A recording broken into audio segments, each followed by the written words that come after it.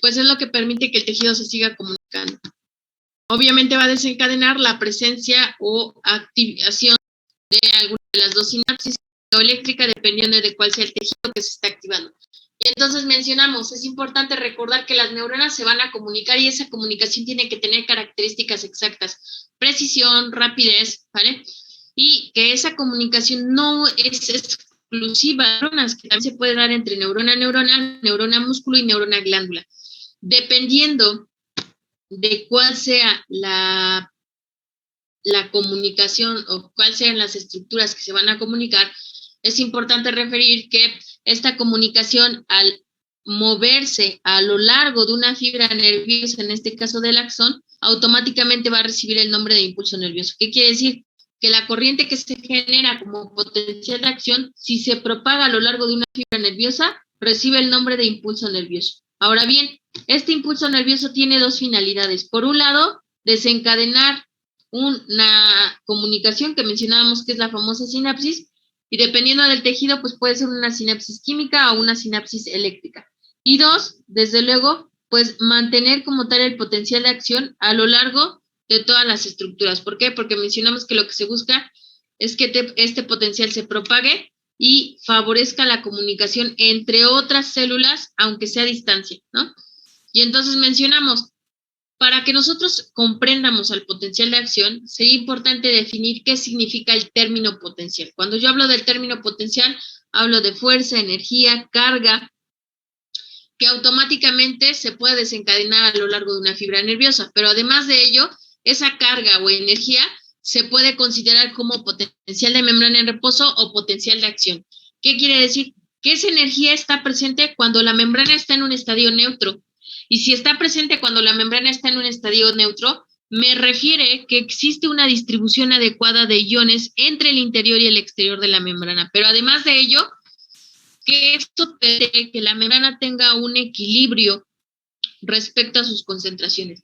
Y ahí nosotros estamos hablando de un potencial de membrana en reposo. Ahora bien, si este potencial de membrana en reposo recibe un estímulo externo y este estímulo externo a su vez genera como tal un cambio o una activación de procesos celulares, nosotros lo denominamos como potencial de acción. Entonces, potencial de reposo, cuando la membrana está en un estadio neutro, potencial de acción. Perdón. Salud, profe.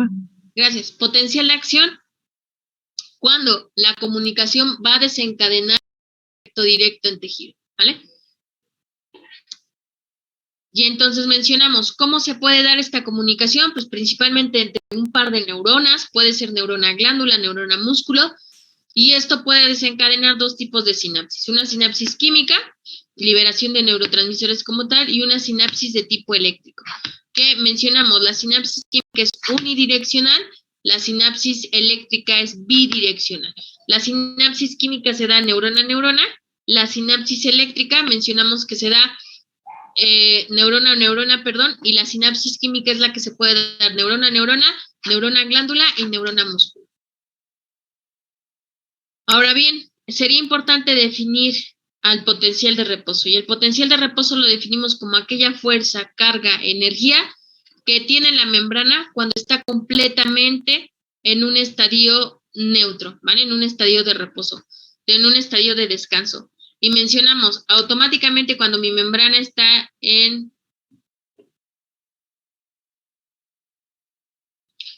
¿Quién es Abelino? No te veo, Abelino. ¿Qué, profe? Ok. Y mencionamos, cuando tenemos este estadio de reposo, cuando tenemos este intercambio, automáticamente mencionamos que en un estadio de reposo la membrana en su interior es negativa y en su exterior es positiva. Y automáticamente cuando la membrana axonal interna es negativa y la axonal externa es positiva, pues nosotros tenemos un estadio neutro de la membrana, que me quiere decir que la concentración iónica es apta y que automáticamente al tener una concentración iónica apta en los tejidos, pues esto puede favorecer sin problema comunicaciones, ¿vale? A lo largo de las neuronas. ¿Qué pasa si esta membrana está en un estadio neutro, que es negativa en su interior, positiva en su exterior, recibe un estímulo? ¿Podemos cambiar? ¿Ustedes me indican? Sí, profesor. No, profe.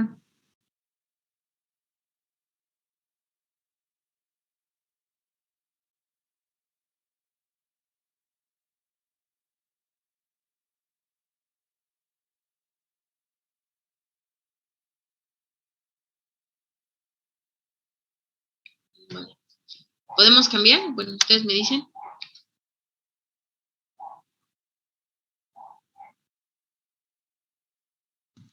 Ya, profe.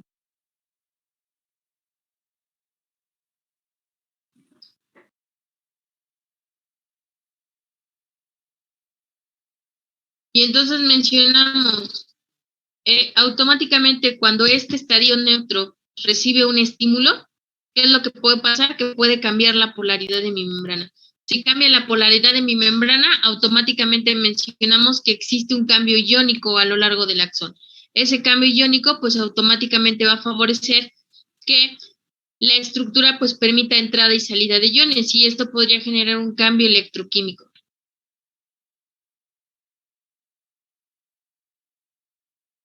¿Vale? Y si yo tengo este cambio electroquímico, pues automáticamente lo que yo tendría sería la generación o presentación de un potencial de acción. ¿Por qué?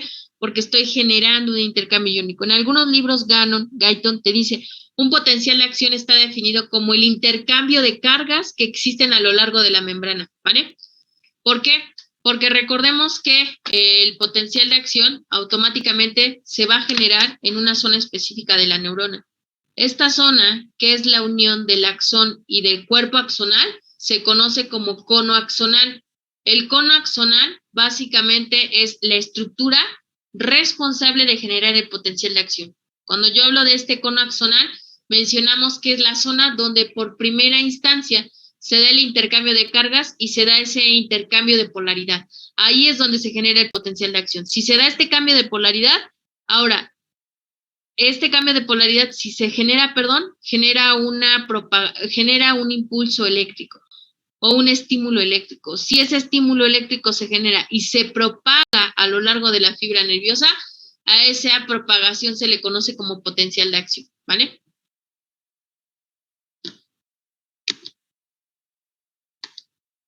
Entonces, ¿podemos avanzar? ¿Podría repetir lo de el cono axonal es donde por primera vez se...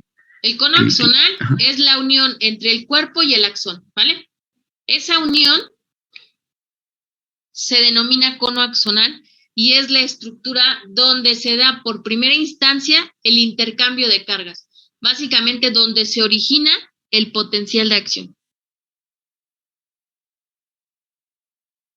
Sí, gracias. ¿Cuáles serían los pasos a seguir para la generación de un potencial de acción? En primera instancia mencionamos, ¿existe una diferencia de potencial a lo largo de la membrana celular? Sí. Internamente y externamente la membrana tiene diferentes cargas y eso pues básicamente está marcando una diferencia de potencial específica. Si esa diferencia de potencial llega a un equilibrio, se conoce como potencial de membrana en reposo. Si ese equilibrio automáticamente recibiera un estímulo externo y este estímulo fuera un estímulo umbral, automáticamente me desencadenaría un potencial de acción. Y viene la pregunta, ¿qué es un estímulo umbral? Un estímulo umbral es un estímulo lo suficientemente necesario para desencadenar una respuesta. ¿Vale? Y entonces mencionamos, está la membrana en reposo, recibe un estímulo umbral lo suficientemente necesario para despolarizar a la membrana y automáticamente mencionamos que se genera el potencial de acción, ¿vale? Si ese potencial de acción se propaga a lo largo de las fibras axonales, ese potencial de acción se conoce como impulso nervioso. Y si ese impulso nervioso, a su vez, va o llega al botón sináptico y se comunica con otro botón sináptico, con el cuerpo, con el axón, va a generar los procesos que se conocen como sinapsis, ¿vale? Y sinapsis, pues lo definimos como beso entre neuronas, ¿no? Una comunicación íntima entre la membrana de dos neuronas. Si habláramos de la sinapsis rápida, pues estaríamos hablando de la presencia de una sinapsis eléctrica, pero también podemos encontrar la presencia de una sinapsis química, la cual implica sí o sí la liberación de neurotransmisores. Y esto con la finalidad de desencadenar una respuesta celular.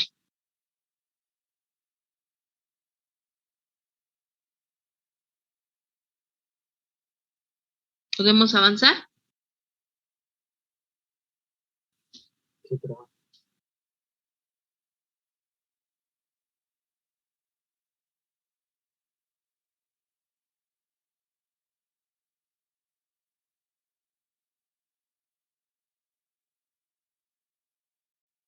Ok.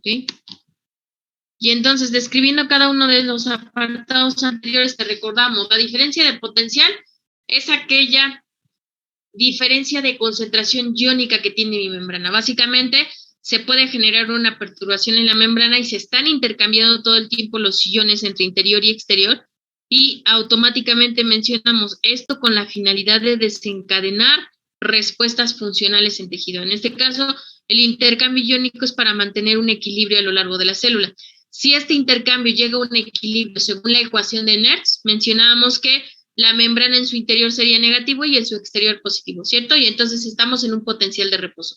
Pero si este potencial de reposo recibe un estímulo externo, un estímulo umbral, y mencionábamos que un estímulo umbral es la cantidad mínima necesaria de un estímulo para generar una respuesta, pues automáticamente mencionamos que se puede desencadenar un potencial de acción. Ahora, ojo, nosotros tenemos dos tipos de umbral. Umbral, supraumbral y subumbral. Cuando yo hablo de umbral, quiere decir que es la cantidad necesaria para generar una respuesta, ¿no? Pero si yo hablo de un subumbral, hace referencia a que son aquellos estímulos que se refieren cuando el tejido está lesionado, principalmente cuando el tejido presenta algún tipo de fractura, ¿vale? Y entonces mencionamos, cuando existe una lesión o fractura, automáticamente yo estoy hablando de un estímulo subumbral, que quiere decir que el tejido puede estar intentando realizar alguna actividad, no sé, algo muy común que veíamos era que el paciente puede ir caminando, cae, y al caer, cae sobre su muñeca. Si descarga todo el peso sobre la muñeca y la caída es muy fuerte, pues automáticamente se puede fracturar, ¿no? La famosa fractura de College. Ese paciente, y es muy típico, ¿no? Cuando los poblanos se caen, te levantas y lo primero que haces es sacudirte y moverte, ¿no? Mueves y mueves y mueves la zona que te golpeaste, en lugar de dejar descansar la zona. Aparte te paras súper rápido para que no te vean que te caíste. Bueno, entonces, ¿qué pasa? Cuando existe esta lesión, lo que hace la persona es que mueve y mueve la muñeca, y mueve y dice, no siento, y vuelve a apretar más fuerte la muñeca y sigue apretando más fuerte, de tal manera que de tantos estímulos que hace con la mano, va a haber un momento en el que el estímulo se puede generar o se puede percibir, y pues la sensación muy comúnmente es de dolor, ¿no? De tanto que mueves y mueves, va a haber una sensación de dolor. Bueno, cuando nosotros hablamos de estímulos subumbrales, pues es eso, yo me lesiono, hago un movimiento de alguna de las estructuras lesionadas y ese movimiento es muy básico, muy simple, casi no tiene fuerza, y entonces hablamos de que es un estímulo débil. Pero que si se hace varias veces, pues me va a generar una respuesta, y lo más común o lo más probable es que sea una respuesta dolorosa, pero está generando una respuesta. Cuando yo tengo esa acumulación de pequeños estímulos, estoy hablando de una acumulación o una suma de los famosos PEPs, potenciales excitatorios posinápticos, que me dicen, cuando la estructura está dañada, son potenciales pequeñitos. Esos potenciales pequeñitos se almacenan, se almacenan, se almacenan hasta generar una respuesta. Por eso se dice que son potenciales excitatorios, porque son respuestas positivas o son estímulos positivos que se van sumando y que buscan excitar a la zona. Si ahora yo me voy a un estadio de fatiga, supongamos que ya estuviste lavando todo el día y ya solo te faltan 2 prendas, pero ya es noche, ya estás cansado, ya estás fatigado, pero solo te faltan esas 2 para terminar. Automáticamente, ¿qué es lo que haces? Pues aunque te pese mucho y te cueste mucho, terminas de hacer la tarea, ¿no? Estás solicitando un esfuerzo a tu cuerpo. Esa solicitud de esfuerzo es lo que conocemos como estímulo supraumbral.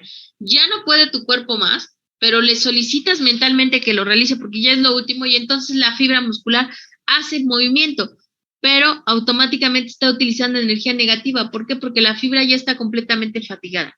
Cuando nosotros hablamos de esos potenciales negativos, hablamos de los famosos PIPs, potenciales inhibitorios postsinápticos, que quiere decir que al contrario de los PEPs, los inhibitorios postsinápticos lo que buscan es frenar como tal la actividad, ¿vale? Y por eso se conocen como potenciales inhibitorios.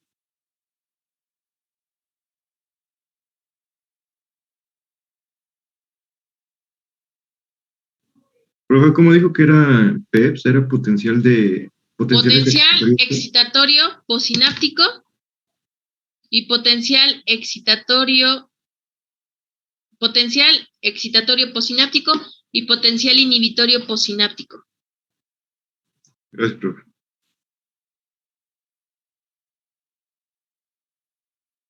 ¿Vale? Avanzamos. Y mencionamos, ya que tenemos estos potenciales, hay que recordar que el potencial de acción no es más que el intercambio de cargas o el intercambio de polaridad que tiene mi membrana, ¿vale? Es esa respuesta inmediata del intercambio de iones que hay a lo largo de la membrana. Y esa respuesta inmediata del intercambio de iones se puede propagar a lo largo del axón. Y si se propaga a lo largo de un axón, se conoce como impulso nervioso. Si ese impulso nervioso está presente a lo largo de la fibra nerviosa, automáticamente mencionamos que cuando termine de despolarizar toda la membrana va a generar lo que conocemos como potencial de acción.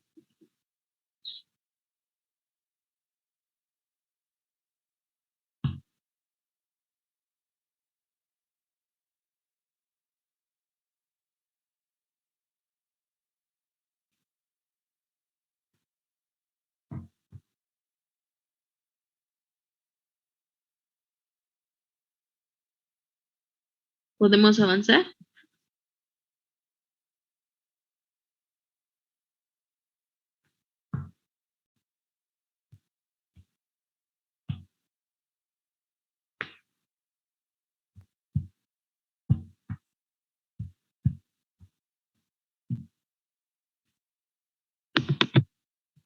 Y entonces, ¿qué tenemos que recordar del potencial de acción?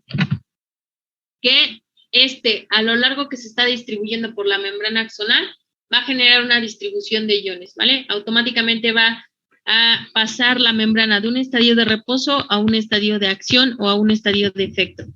Y automáticamente mencionamos, para que, ya que se generó el potencial de acción, mi neurona esté lista para una siguiente respuesta, yo necesito activar a la bomba sodio-potasio. ¿Por qué? Porque la bomba sodio-potasio mencionábamos, son 3 sodios por 2 potasios. Ya se despolarizó, ya intercambió cargas, ya cambió su equilibrio intracelular y extracelular, pues entonces mando a la bomba para regular ese equilibrio. ¿Por qué? Porque si la bomba regula ese equilibrio, mi tejido vuelve nuevamente a un estadio neutro. Y si llega a un estadio neutro, pues entonces la neurona es capaz de poder generar nuevamente una respuesta.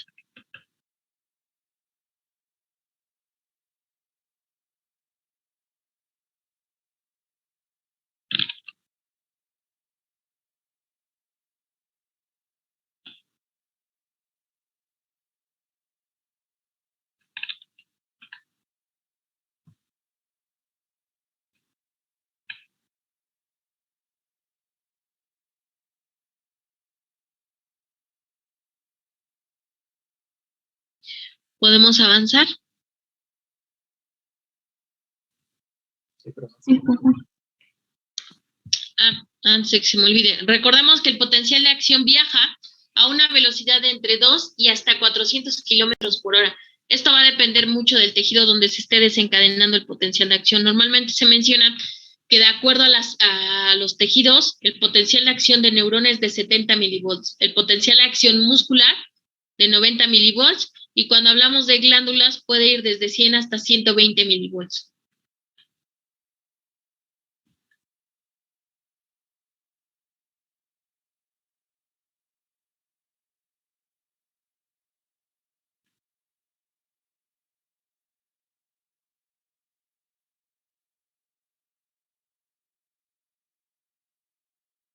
¿Podemos avanzar? Y entonces mencionamos cuáles son las características a recordar en potencial de acción. Primero, es una respuesta inmediata, de poca duración y que no puede ser manipulada. Además de ello, para que se pueda dar el potencial de acción se requiere cambios eléctricos y electroquímicos a lo largo de la membrana, en este caso un intercambio iónico, requiere sí o sí de un estímulo umbral, y ese estímulo umbral lo que va a generar sobre la membrana es un aumento y apertura de canales de sodio y potasio. Si aumenta la permeabilidad, se aperturan los canales sodio y potasio y esto permite un cambio en la concentración de dichos iones.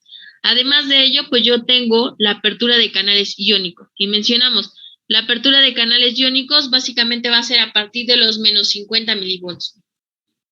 Entre más potencial tenga, o en este caso, entre más carga tenga, pues va a ser mejor para la generación de los potenciales. Fases que tienen el potencial: despolarización y repolarización. Cuando yo hablo de despolarizar, automáticamente se da una inversión de las cargas. Cuando yo hablo de repolarizar, pues busco recuperar la polaridad de mis cargas, que básicamente tendríamos hasta un voltaje de menos 70 milivolts. Y mencionamos, si este potencial se propaga a lo largo de los tejidos, o en este caso a lo largo del axón, mencionamos que automáticamente estamos hablando de un impulso nervioso. Siempre que la corriente eléctrica se propaga a lo largo del axón, hablamos de impulso nervioso.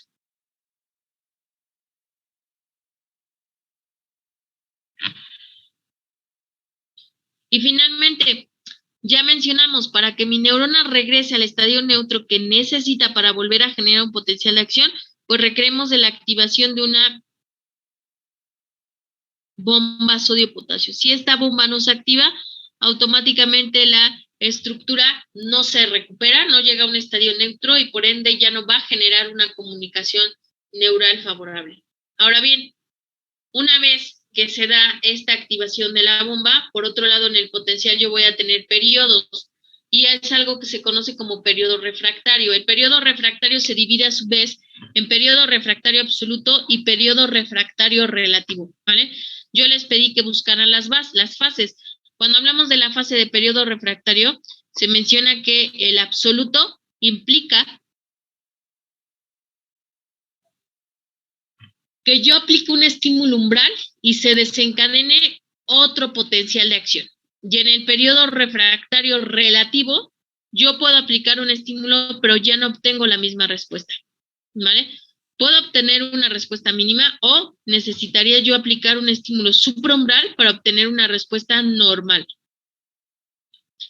¿A qué voy con esto? Nosotros tenemos este potencial. Entonces mencionamos despolarización, pico o sobretío, repolarización, ¿cierto? Te menciona, conforme se va repolarizando, forma esta pequeña muesca. ¿Ok? Esa pequeña muesca te dice, la primera parte va a ser conocida como refractario relativo y la última parte como refractario absoluto. Cuando hablamos de la etapa del refractario absoluto, pues menciona que todos los canales, tanto sodios como de potasio, están cerrados, es decir, ya la membrana llegó a su estadio neutro. Entonces, en el periodo refractario absoluto, tú aplicas un estímulo y claro que se desencadena una respuesta, ¿vale? Y en el estadio relativo, en el estadio refractario relativo, tú aplicas algún estímulo, pero como ya unos canales estuvieron abiertos y otros cerrados, pues posiblemente el efecto que pueda tener a nivel motor el líquido, pues no sea tan funcional.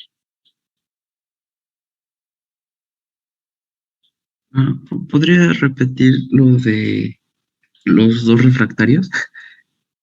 Refractario relativo y refractario absoluto.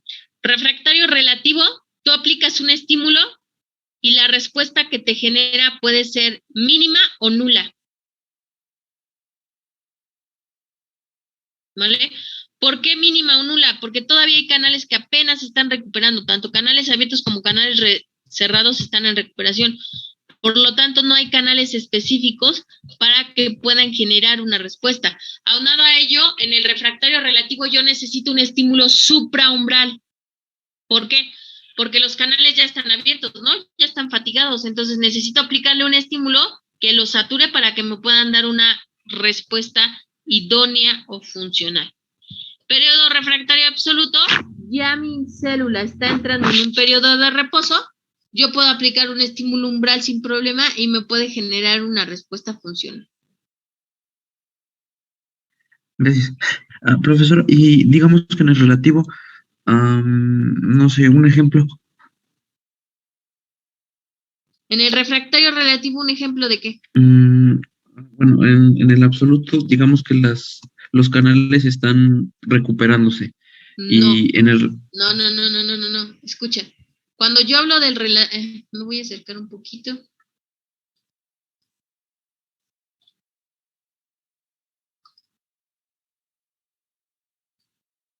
Ay, creo que no. Voy a ver.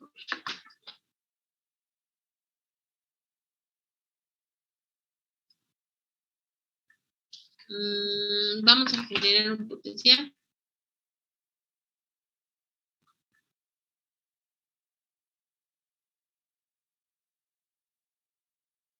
Este es mi potencial, ¿no? Comienzo acá, sube, pico, baja y va bajando, va bajando, va bajando. Aquí yo tengo un periodo, vamos a tenerlo así. Aquí está el reposo, aquí se está generando, aquí está mi estímulo umbral, se da la despolarización, se da el pico o sobretiro y se da la repolarización, ¿cierto? ¿Y qué dijimos? La despolarización apertura a puros canales de ¿qué? De sodio, ¿no? Entonces, la despolarización a canales de sodio. La repolarización a canales de potasio. ¿Y qué te dije? En el pico se cierran los de sodio y se aperturan los de potasio, ¿cierto? Y entonces viene esta etapa, la que es periodo refractario relativo, y viene una segunda etapa que mencionamos que es periodo refractario absoluto.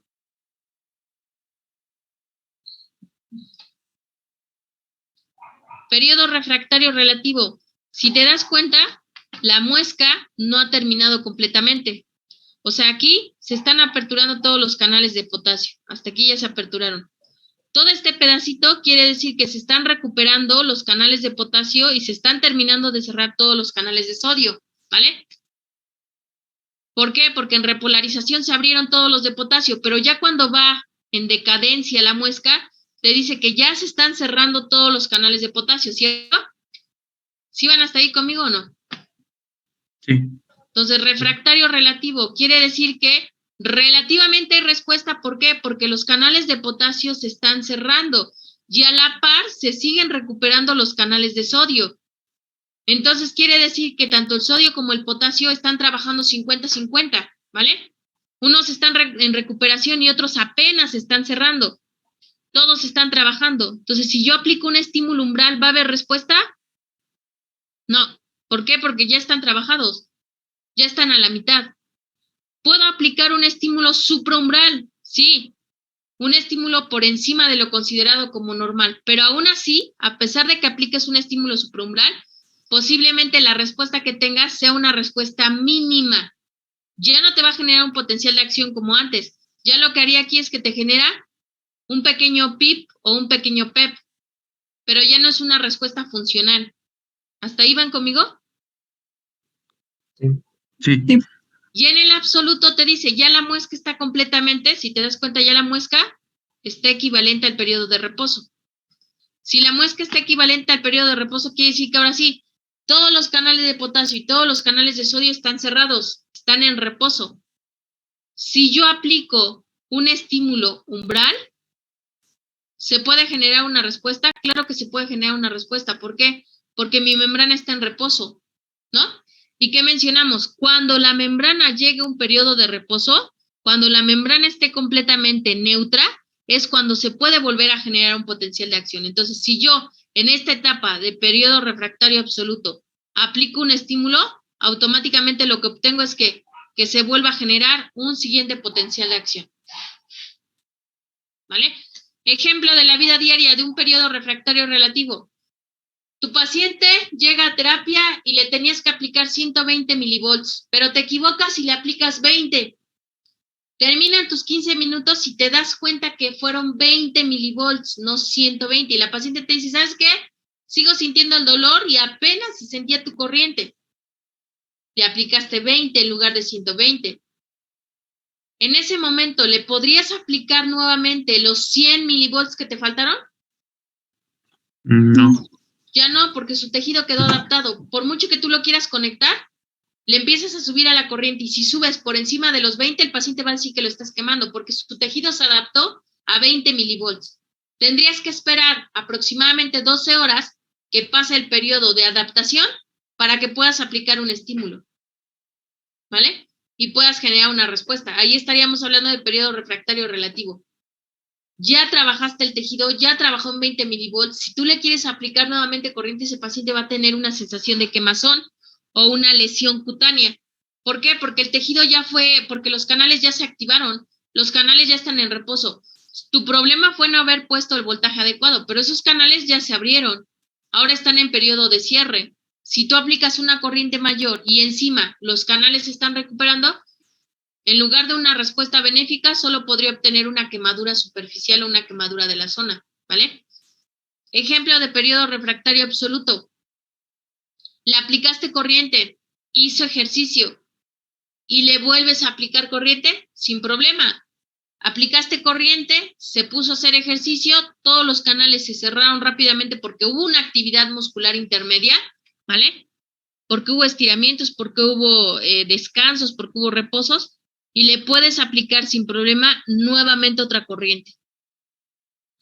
Pero ya hubo un periodo de descanso que fue todo ese periodo de ejercicio, que básicamente el ejercicio también estimula al cierre de los canales y sin problema puedes obtener otra respuesta, ¿vale? Entonces ya queda más claro, refractario relativo tengo o necesito un estímulo supraumbral para generar una respuesta, periodo refractario absoluto, necesito un estímulo umbral para generar una respuesta y sin problema es una respuesta funcional. No así en el refractario relativo que el estímulo que yo aplique pues me va a generar una respuesta, pero esa respuesta es mínima y no va a cumplir una función específica en la membrana celular. ¿Ok?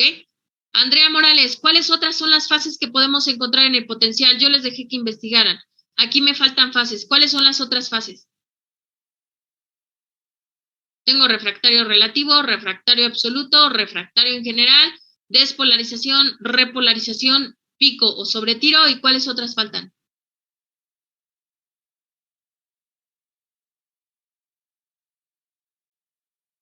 Elda. Yo encontré otra que era la sobreexcitación, que era que el interior de las células se va a volver más electropositiva y el potencial se va a acercar al equilibrio hidroquímico de sodio. Ok, esa sería una. ¿Cuál otra? Andrea Morales, te seguimos esperando. Sí, profe, yo tengo aquí lo de la hiperpotencia, el ascendente o despolarizante y el descendente o repolarizante. Ya los dije, te dije, ¿cuál otra nos falta? El Recuerden contestar lo que se pregunta. ¿Cuál faltaría?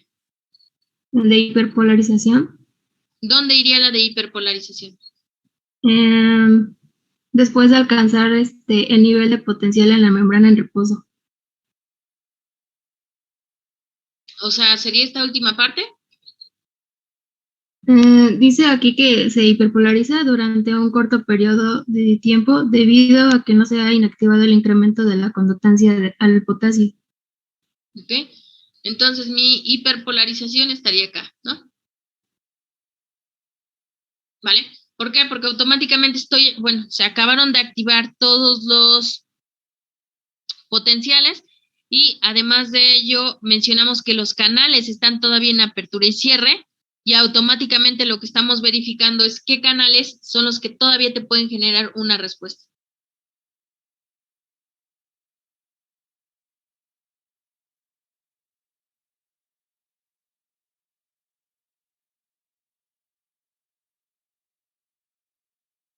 ¿Vale? Entonces, aparte de ello, pues yo tengo la etapa umbral, que mencionamos que la etapa umbral básicamente es la cantidad necesaria de estímulo que requiero para poder generar una respuesta. Si yo no tengo esa etapa umbral, pues automáticamente yo no podría obtener una respuesta, ¿vale? Y mencionamos dónde quedarían, por ejemplo, los PIPs y los PEPs. Los PIPs quedarían aquí al inicio. Suma, suma, suma, hasta que yo pueda desencadenar una respuesta funcional, ¿vale? Y recordemos, los PEPs son para activar una respuesta, una función. Los PIPs son para inhibir una respuesta funcional en el tejido. PIPs para activar una respuesta, PEPs para inhibir una respuesta funcional en tejido.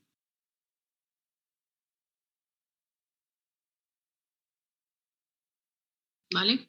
Entonces, seguimos.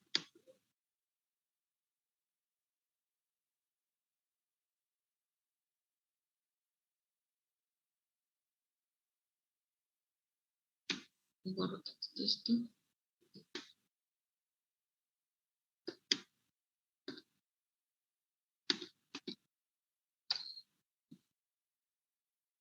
Vale.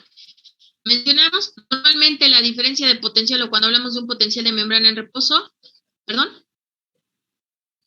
Cuando hablamos de un potencial de membrana en reposo lo vamos a mantener a menos 70 milivolts, ¿vale? A partir de menos 70 milivolts, el estímulo que nosotros estemos aplicando sin problema me puede generar un potencial.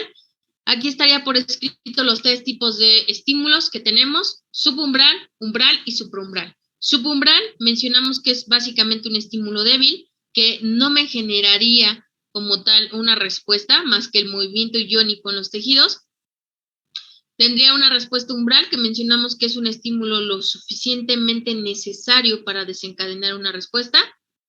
Y finalmente un supraumbral, que mencionamos que es un estímulo que sobrepasa la intensidad normal que tendríamos para generar una respuesta en tejido.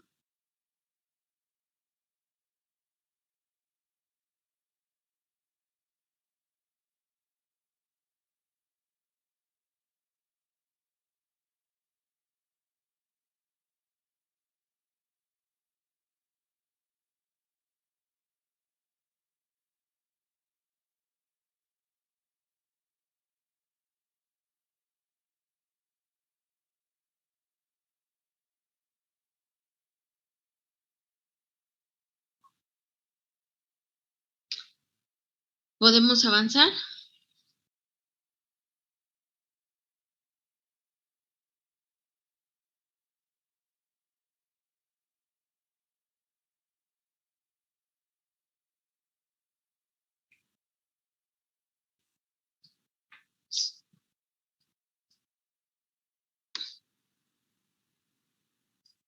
Perdón, ¿podemos cambiar? Sí, por favor. Ahora, cuando hablamos de impulsos nerviosos, hablamos de que es esa información que se conduce a lo largo de vías nerviosas, en este caso a lo largo del axón. Si esta información se conduce a lo largo del axón, mencionamos que hablamos de conducción de la información. Y automáticamente es importante recordar, las dendritas reciben la información, los axones entregan la información. Las dendritas van a ser siempre responsables de estar comunicando, y ya mencionábamos, tenemos comunicación axo-axonal, axodendrítica, axosomática, y automáticamente el axón solo lleva y conduce la información a lo largo del tejido, a lo largo de la estructura.